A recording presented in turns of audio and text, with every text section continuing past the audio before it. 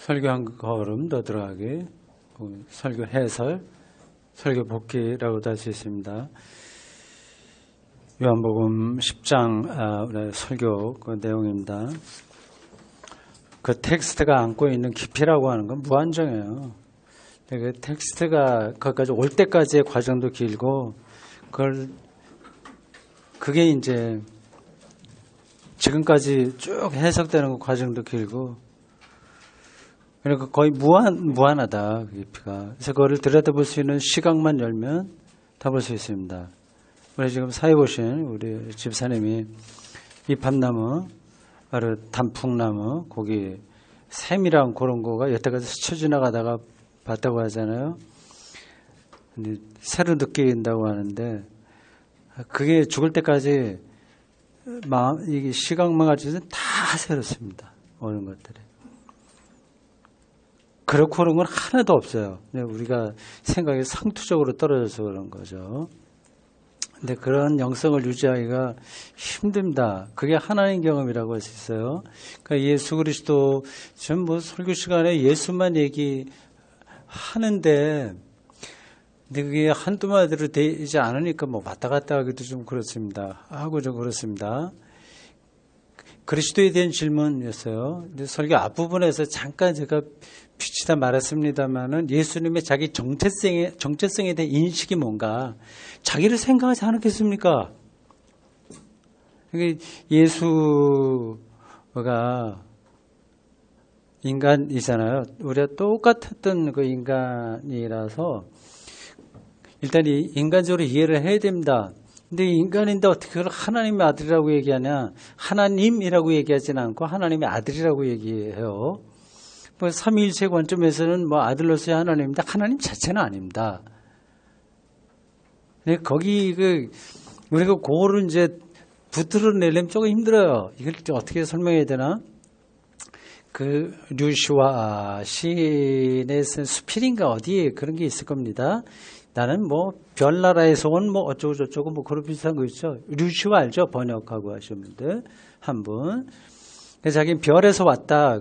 그런 식으로 하는 거예요. 어린 왕자, 그것도 이제 별에서 온 왕자가 하는 건데, 문학적으로 그런 장치를 통해서 합니다. 근데 이건 너무 흔한 얘기긴 한데, 예수가 왜 그리스도고 하나님의 아들로 우리가 고백하냐 하는 것을 조금 느끼기 위해서 문학적인 그 설명을 좀 하는 겁니다. 그러니까 나는 우주에서 왔다. 지금 내가 얘기하는 거예요. 나는 우주에서 왔다 얘기하면 이게 틀리는 겁니까? 맞는 겁니까? 맞는 거죠. 그죠? 그러니까 예수님이 하늘에서 왔다 하는 얘기도 맞는 거예요, 그게. 근데 그게 이제 우리가 선입견으로 가지고 있는 신성 이런 쪽으로만 하다 보면 좀 마술처럼 느껴야 되는 거죠. 지금 내 몸을 구성하고 있는 모든 것들은 결국은 우주의 암흑 에너지, 암흑 물질, 그런 것들이 어느 때에 이제 태양계를 만들고, 그 태양계 안에 있는 것들이 또 지구가 나오고, 그 안에 있는 모든 원소들이 지금 내가 됐으니까, 내가 우주에서 왔다 얘기해서 틀린 건 아닙니다. 내가 신이란 얘기 아니라, 이 생명과 이 존재하는 것은 너무 이게 깊고 해갖고, 그거를 볼 수 있게 되면, 어떤 그런 거를 말할 수 있는 거죠. 예수님이 인간인데 그걸 얘기하려고 하다가 옆으로 빠진 겁니다. 인간으로서 예수는 우선 더 철저하게 이해를 해야 됩니다. 니콜스 카잔자키스의 그 마지막 유혹, 최후의 유혹, 예수의 마지막 유혹이라고 하는 그 소설이 예수를 인간적으로 접근하는 거예요. 거기에 마지막 장면 혹시 기억하시나요? 근데 그 소설은 예수가 십자가에서 달렸던 6시간 중에 혼미했었던 몇 시간, 그 순간을 잡아내는 소설입니다. 그 혼미했을 때에 예수가 어떤 세계에 들어갔냐 하는 거죠. 그러니까 못이다 박히고 이제 모든 것들 에너지가 피가 떨어지고 땀도 떨어지고 하니까 기진맥진하고 정신을 왔다 갔다 하잖아요. 혼미해지는 겁니다. 6시간 만에 죽었다고 하는 거는 예수님이 그 당시에 완전 에너지가 다운되었을 겁니다. 앵코 비슷하게 됐을 거예요. 보통 그렇게 해서 6시간 만에 안 죽습니다. 최소한 일주일 가거나 정상적인 남자라고 하면 보름씩도 거기에 매달려 있게 됩니다. 일부러 그렇게 오래 죽이는 거예요. 십자가 죽음이. 그래야 이제 다른 사람들이 보고 이거 반역하면 큰일 나는구나 생각을 하는 거죠. 근데 예수는 6시간 맞죠? 6시간 만에 죽었다고 하는 건 아주 소진돼서 모든 것들이 빨리 죽은 것으로 보입니다. 근데 그 니코스 카자키스가 6시간 중에서 정신이 왔다 갔다 하는 깼다, 정신 잃었다, 차렸다 뭐 그런 순간이 있잖아요. 그때 이제 예수가 어떤 유혹을 받았겠는가 하는 것을 소설가적인 상상력을 통해서 말한 겁니다. 그거는 뭐 일반적인 삶. 그러니까 마리아, 마르다 두 자매와 같이 결혼해요. 옛날에는 뭐 일부 다처 뭐 이런 게 있었으니까 그렇게 이제 혼명 가운데서 그런 느낌을 갖게 되는 거죠. 그러다가 이제 나중에 일상적인 몫으로 사는데 나중에 자기 제자였던 베드로와 이런 사람들이 와서 당신이 십자가에서 도망갔기 때문에 우리가 세상에 실패했다 그러면서 예수를 넘어뜨리고 발로 머리를 막 밟습니다. 통증이 막. 그러면서 난 도망가지 않았다. 막 도망갔다 뭐 그렇게 하는 때 정신이 번쩍 차려진 겁니다. 다시 정신이 왔어요. 여전히 십자가에 달려 있는 거죠.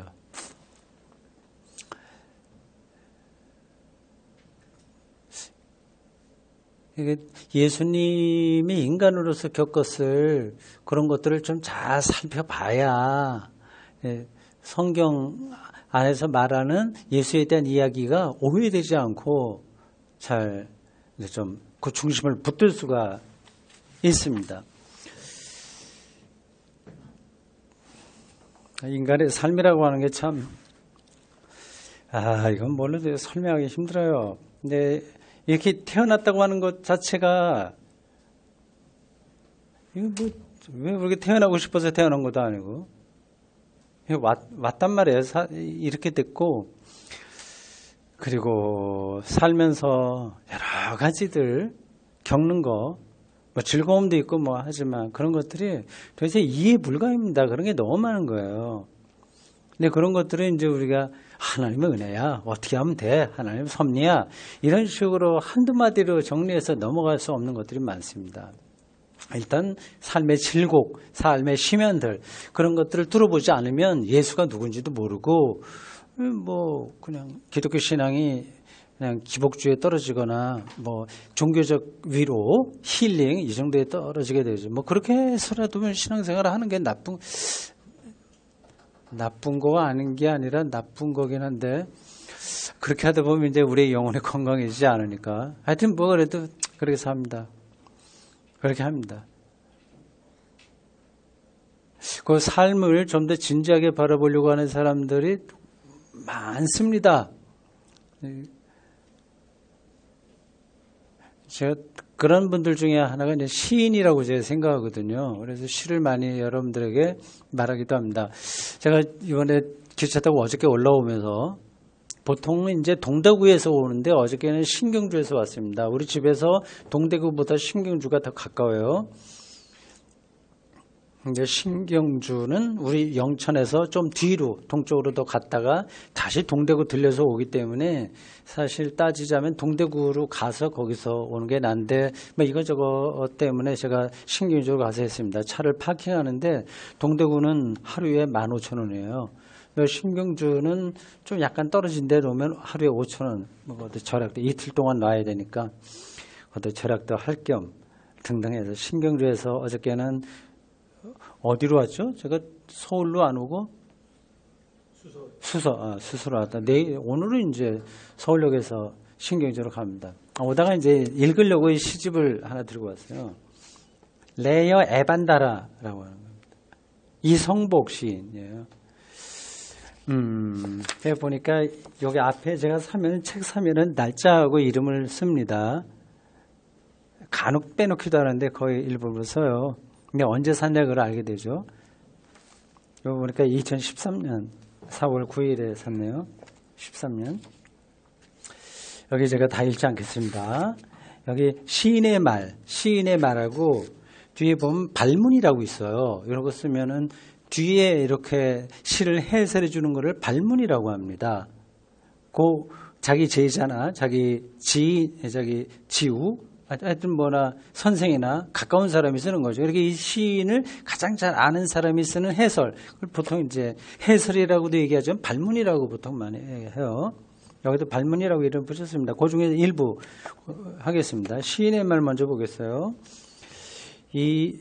2006년 여름 경주에서 신라시대에 진흙으로 빚은 불상들의 전시가 있었다. 이 전시회의 표제인 한자로 나와요. 레여에반다라 한자예요. 레 온다. 뭐 그런 몇 가지 단어입니다. 는 신라의 향가인 풍요 공독가의 한 구절로서 홀다운표하고 오다, 그다음 쉼표하고 서럽더라의 뜻으로 새겨진다. 요 한자가 레여 에반다라가 오다 서럽더라 요겁니다. 당치도 않은 일이지만 이 두 문자를 의역하면 자기가 하는 거예요. 이 시인이 의역하면 다시 홀다운표 이곳에 와서 같아지려 하다가 슬픔을 맛보고 맞서 대들다가 많은 일을 겪고 비단처럼 펼쳐지다로 이해되는데 이 또한 본래의 뜻과 그리 멀지 않은 듯하다. 이렇게 썼습니다. 이게 이제 인생이다 그거죠. 인생이다. 삶. 여기 이제 슬픔이 있습니다. 근데 어느 단계 올라가면 비단처럼 펼쳐진다 되어 있네요. 여기 발문을 쓴 사람은 시인은 아닌 것 같고 이름이 알려진 사람은 아닌데 이 성복 시인하고 좀 가까이 지낸 사람 같습니다. 조금 읽어보겠어요. 발문은 굉장히 깁니다.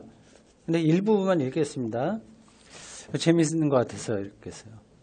제가 동물이 나오는 자연 다큐멘터리를 잘 못 본다는 말씀을 드린 적이 있죠. 표범에게 목을 물린 채 축 늘어져 덜렁거리는 새끼 영양의 죽음도 슬프지만 사냥에 실패한 어미 표범이 홀쭉하고 앙상한 배로 굶주린 새끼들에게 힘없이 돌아가는 모습도 견딜 수 없어서입니다. 건기에 사바나에서 물을 찾아 헤매다 방향을 잘못 잡은 작은 코끼리는 죽어서야 그 고된 행군에서 벗어날 수 있습니다. 거센 눈 폭풍에 휩쓸리면서도 쇠제 두루미 떼는 기어이 히말라야를 날아 넘어야 합니다. 삶이라는 대명제 아래 생명 가진 것들의 고된 사연에는 어찌 이리 예외가 없는지요. 다들 유전자에 쓰인 대로 살아갈 뿐인데 죄 없는 그것들이 겪어야 하는 신산, 시큼하고 식초 같다네요. 신산. 함에 마음이 부대껴 저는 화면에서 고개를 돌리곤 합니다. 이렇게 잘 들어보면 그렇습니다. 즐겁게 사는 것도 사실은 다 이걸 갖고 있어요. 인간의 삶 자체가 그렇어요. 모든 살아있는 것들은 다 그래서 예외가 아니다. 시인이 들어보는데 뭐 맞는 얘기 같습니다.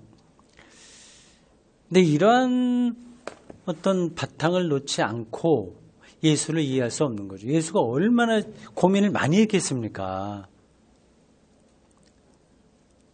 자기가 그리스도인가 아닌가에 대해서요. 그렇게 자꾸만 사람들이 자기를 불러주는데 자기에게 그런 확신이 있었을까요? 없었을까요? 이건 뭐 그냥 제가 편하게 얘기합니다. 신학적으로 정리된 거 아닌데 예수님이 실제로 자기 정체성에 대한 인식에서 내가 메시아다, 그리스도다라고 하는 게 확신이 있었겠습니까? 없었겠습니까? 난 두 가지 가능성이 다 있다고 봅니다. 일단은 없었다고 하는 게 맞을 겁니다. 그거는 그냥 신학 용어로 하면 메시아 비밀이에요. 그거는 드러난 게 아니기 때문에 안 됩니다. 그게 확인을 할 수가 없는 거예요. 만약에 예수가 그리스도의 능력, 하나님의 창조의 능력을 그대로 가진 사람이라고 한다면 뭐 굳이 뭐 십자가를 지고 뭐 이렇게 하고 뭐 있겠습니까? 말 한마디로 다 구원하면 되잖아. 다 마음 고치고 뭐 이렇게 불의한 거 다 하면 되지 않습니까? 뭐 그런 능력이 예수님에겐 없었으니까.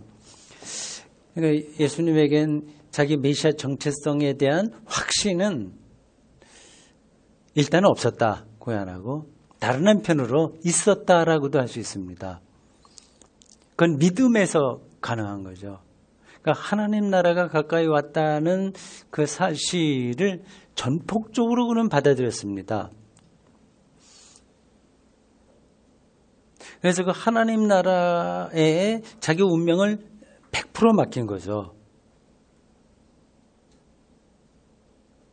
그렇게 하나님을 전적으로 신뢰한, 제가 아까 기도에도 나왔는지 모르지만 유일한 분, 우리는 그렇게 봅니다. 예수만이 하나님을 전적으로 신뢰했기 때문에 마지막 십자가에서 엘리 엘리 라마 사박다니 하나님으로부터 유기를 경험하는 거죠. 정말 하나님의 신뢰 본 사람이 본 경험이 없으면 버림받음도 모릅니다. 그게 어떤 뜻인지. 그런 점에서 하나님 나라가 여기 왔다는 것에 대한 100% 확신을 갖고 거기에 자신의 인생, 운명을 전체를 다 쏟아 부었다고 하는 점에서 그런 점에서 보면 그는 메시아 그리스도에 대한 그 인식이 있었던 거가 아닌가 이렇게 볼 수 있습니다.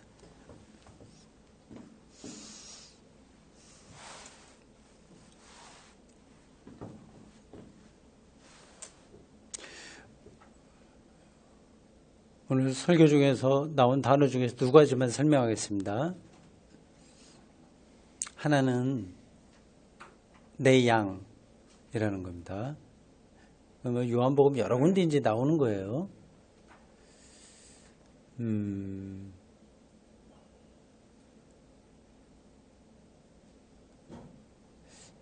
예수님이 직접 내 양이다 그렇게 말했을지 아닐지는 그건 100%는 모르겠습니다. 제가 여러분들 이렇게 설명할 때 이건 잘 모르겠다 100% 그런 종종 하는데 예수님의 말씀을 제가 불신하기 때문에 그런 게 아니라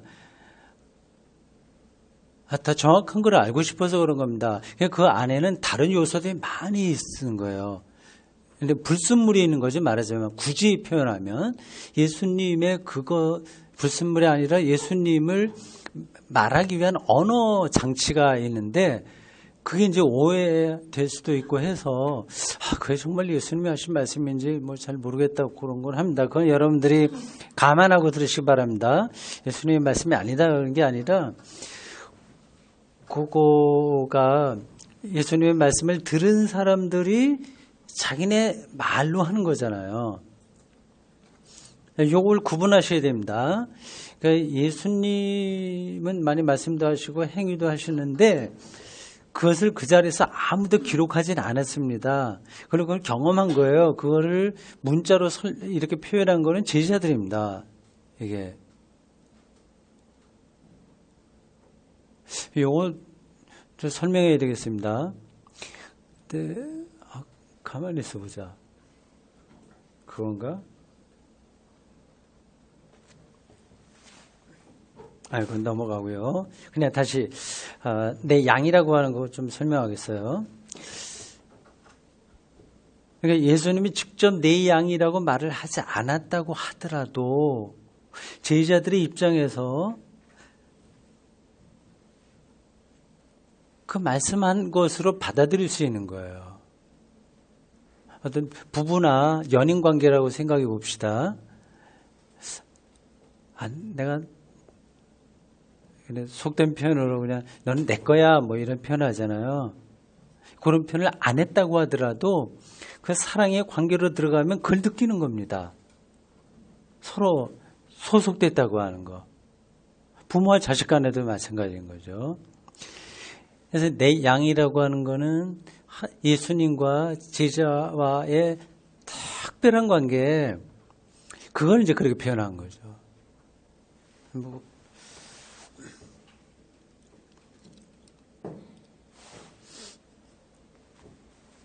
영원한 생명, 영생입니다. 뭐 다른 데도 한번 얘기를 했을 것 같습니다. 그건 엔들리스 라이프가 아니라 엔들리스, 그냥 막 끝이 없이 반복되는 그런 삶이 아니라 영어로 뭐라고 표현했죠? 그때 제가요? 엔들리스가 아니라 이터널, 뭐 그렇게 표현한 것 같습니다. 그 뭐 영어로 정말 그런지 안 그런지 모르겠는데 주석학자들이 이제 그렇게 설명을 합니다. 그러니까 시간이 우리가 계산하는데 이렇게 진행돼서 그렇게 가는 게 아니라 질적으로 다른 시간으로 들어가는 거. 이런 거는 이제 영생이라고 합니다. 앞에 설교 마지막 부분에서 그거 기억하는지 모르겠어요. 여러분들이 기억하시는지 모르겠습니다. 생명의 광위라는 단어를 썼는데 그에 대한 굉장히 관념적인 거 아니겠습니까? 근데 그게 어저께 강의한 나는 걷는다라고 하는 그 명제를 우주의 차원에서 가장 명백한 리얼리티로 경험하는 것, 그게 생명의 광위라고 하는 겁니다.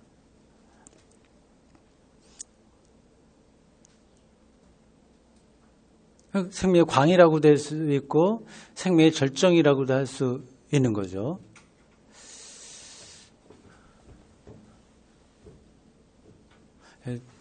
제가 얘기하다가 여러분들 뭐 질문 있으면 중간에 손을 들으셔도 됩니다. 영생이라고 하는 게 이렇게 생명이 이렇게 연장되는 게 아니라 질적으로 새로운 생명에 들어가는 거다. 그거를 뭐 어렵지도 않은 이야기 뭐고 자꾸만 반복하냐 생각할 수도 있는데 그거를 그냥 귀로 알아듣는 거하고 실질적으로 느끼는 거하고는 다릅니다.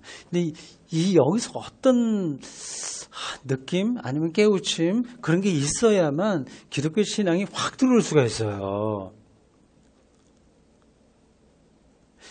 그렇게 되면 시간은 이제 다른 차원으로 생각하는 거 아니겠습니까? 이게 종말에 이제 생명이 완성된다고 얘기하잖아요. 그러니까 하나님의 통치로 신비롭게 완성되는데, 그 말 자체도 좀 약간 조금 설명이 필요하나 일단 그 전제하고, 그게 지금 내 삶에 들어와 버렸다고 느끼고 경험할 수 있는 거, 이게 이제 시간을 새롭게 느끼는 겁니다. 조금 더 그거를 우리 일상적인 걸 말하면 그냥 내가 내일 죽는다. 시간이 내가 죽는다고 하는 그 시점이 분명히 오지 않습니까? 그 시점을 지금 당겨서 내가 지금 여기서 그거를 아주 실질적으로 느끼는 거. 이게 이제 시간에 대한 새로운 이해입니다. 그러면 이제 내가 몇 년 후에 죽을 거야. 라든지 뭐 이런 생각으로 모든 삶을 우리가 규정하고 있지 않습니까? 뭘 해야 되고 그게 설계를 하는데 그게 안 될까 봐 이제 전전긍긍하고 우리가 사는데 만약에 죽음이 내일 온다고 하는 그건 명백한 사실이니까 그거를 실질적으로 내가 여기서 느끼고 산다면 어떻게 되겠어요? 삶이 완전히 달라지는 거지. 그러면 인생이 허무한 거야. 그러니까 손 놔둘 때 그 뜻이 아니라고 하는 걸 아실 겁니다. 그렇기 때문에 요게 더 밀착돼서 소중하다고 하는 걸 아는 거죠. 그러니까 한 걸음 한 걸음 어저께처럼 걷는 거, 그거가 이제 황홀하게 우주 안에서 내가 이렇게 존재한다고 하는 거, 휙 지나가 버리게 되는데 죽음이 바로 와 있는데도 그렇게 할 수 있다고 한다면 생명이 막 이렇게 빛나게 되는 거 아니겠습니까? 내가 지금 설명을 잘하고 있나요? 아닌가? 엉뚱하게 하고 있나? 예? 잘하고 있어요? 오늘 이제 오전에 가서 예배 드리는데 설교 똑같은 본문을 했다고 했지 않습니까? 근데 영생 받습니다. 내 양을 가리켜서 뭐라고 했더라?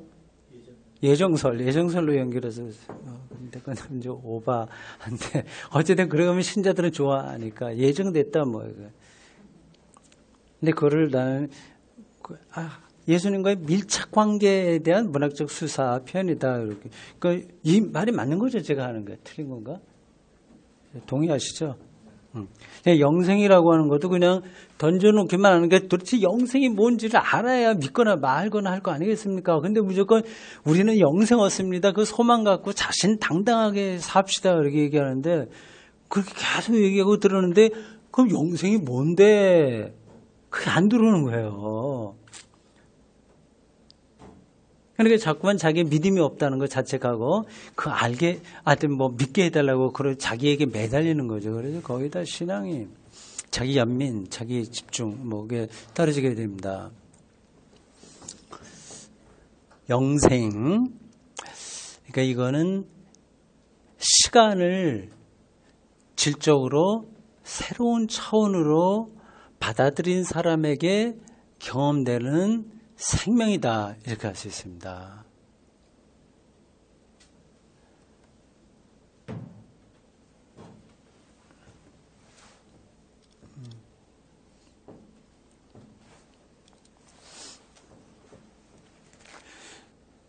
제가 30분만 할 겁니다. 지금 25분 지났어요. 5분 동안 시 내가 한두 편 읽어보겠습니다.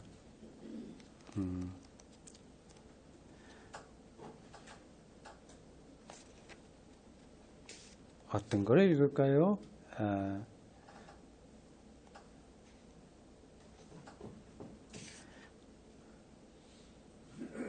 여기 제목이 조금 야한 게 있는데 읽어도 돼요? 제목이 입술이야. 네, 읽어볼게요. 아주 고매한 시인지 어떤 건지 모르겠어. 입술을 유리창에 대고 네가 뭐라고 속삭일 때 내 입술의 안쪽을 보았다. 은박지 썰어놓은 해삼 같은 입술, 양잿물 헹궈 놓은 막창 같은 입술. 정말 막창하고 입술하고 어떻게 되는 거야? 쓰레기통 속 고양이 탯줄 같은 입술이라고 말하려다 나는 또 그만둔다. 애인이여, 내 눈 속에 축축한 살코기밖에 안 보인다. 내 꿈에 낀 백태 때문에.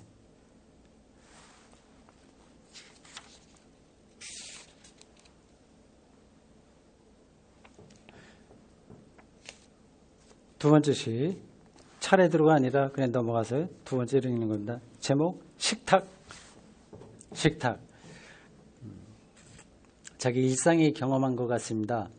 아이들이 한바탕 먹고 떠난 식탁 위에는 찢긴 햄버거 봉지와 우그러진 콜라 페트병과 입 닫고 던져놓은 종이 냅킨들이 있다. 그것들은 서로를 모르고 있다. 서로를 모르고 가까이 혹은 조금 멀리 있다. 연이 바뀌어요. 아이들아, 별자리 성성하고 꿈자리 숭숭한 이 세상에서 우리도 그렇게 있다. 냅킨이 있고 페트병이 있는 것처럼 적당한 거리 이렇게 있는 것처럼 우리도 그렇게 있다. 존재한다. 그런 방식으로. 하지만 우리를 받아들인 세상에서 언젠가 소리 없이 치워질 줄을 한 번도 생각해 보지 않은 것이다. 쓰레기통으로 페트병 다 들어가야 되는 휴지도 그렇고. 인간의 삶의 진면목을 이렇게 표현하는 시인도 있습니다. 틀린 건 아니지. 어떻게 보면 냉소적으로 보이긴 한데 그걸 극복하는 거예요. 사실은. 그게 인간의 삶이 얼마나 허무하고 처절하고 비열한지를 알아야 그게 이제 모든 다른 것들도 다 소중하게 느끼게 됩니다. 하나님의 시각으로 보는 거죠. 우리는 끊임없이 유용한 거, 가치 있는 거, 유용성 이런 거로만 인간의 삶과 모든 거를 하는데 익숙해져 버렸는데 시인들은 그걸 뚫고 어떤 걸 보려고 하는 거잖아요. 설교 중에 그런 얘기 했습니다. 제가 설명하면서도 이건 잘한 것 같다 생각했습니다. 유대인들은 계속해서 분별했습니다. 분별. 이거는 먹어야 될 거야? 아니야. 저기 자리를 가야 될 때야? 아니야. 아니, 그 율법에 보면 계속 그런 게 나왔어요. 여성들의 달거리 하는 분들이 앉았던 자리에 가면 안 됩니다. 예를 들면 고대인들은 뭐 위생학적으로 이것저것 많이 복잡하기 때문에 돼지고기 먹지 말고 뭐 그런 거 했는데 그런 것만 아니라 이제 뭐 경건의 사람 아닌 사람 계속 분별했어요. 그러다 보니까 초조한 거죠. 그래서 탕자에 비유에 나와 있듯이 큰아들과 똑같은 모습의 유대인들입니다. 굉장히 성실하고 똑똑한데 이 탕자 같은 사람을 아버지가 이렇게 하니까 못마땅한 거예요. 그 못마땅한 생각, 이게 지옥이죠, 사실은. 계속 우리는 너무 못마땅한 게 많아요. 이게 실제로 기분 나쁜 일도 있긴 있지만 조금 자기가 좀 불이익 받으면 그게 너무 적나라하게 그게 나타날 때도 있습니다. 요즘 뭐 갑을 관계했는데 갑이 이제 잘못한 게 많이 있긴 했는데 너무 이걸 충돌하는 식으로만 하니까 문제가 해결이 되지 않네요. 그래서 자기가 억울한 거 다 해소한다고 그래서 마음이 이렇게 해결되는 것도 아니거든요. 제가 설교 중에 그런 얘기를 했죠. 하나님은 그런 유대인들처럼 하나님의 마음 들으려고 이제 전전긍긍하고 그거 애쓰지 않고 하나님을 일방적으로 우리를 사랑하시는 분으로 말씀하셨다. 하나님 나라가 왔다. 그런 편이라고 하는 겁니다.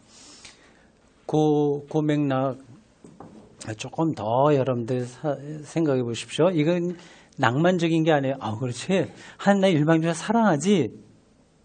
그게 아니라 그거는 그냥